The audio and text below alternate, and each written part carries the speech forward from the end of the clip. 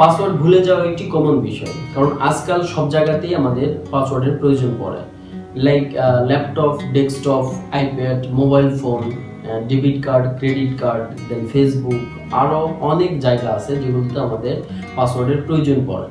আর এই পাসওয়ার্ডগুলো যদি আমরা কমন পাসওয়ার্ড দেই, একটি মাত্র পাসওয়ার্ড সব জায়গাতে ইউজ করি, তাহলে আমাদের একটি অ্যাকাউন্ট হ্যাক হলে আমাদের সব অ্যাকাউন্টগুলোই হ্যাকার নিয়ে নিতে পারবে ইজিতেই, কারণ সব পাসওয়ার্ড যদি সেম হয়। আবার যদি আমরা বিভিন্ন অ্যাকাউন্টের জন্য পাসওয়ার্ডগুলো বিভিন্ন রকম দিয়ে থাকি, তাহলে সেই পাসওয়ার্ডগুলো মনে রাখাটা আমাদের জন্য খুবই বেশি ডিফিকাল্ট হয়ে পড়ে। আর সেক্ষেত্রে এই পাসওয়ার্ডগুলো আমরা ইজিতেই ভুলে যাই। সো আজকে আমি দেখাতে চলেছি উইন্ডোজ 10 এর ল্যাপটপ বা ডেস্কটপের পাসওয়ার্ড আমরা কিভাবে বাইপাস বা রিসেট করব।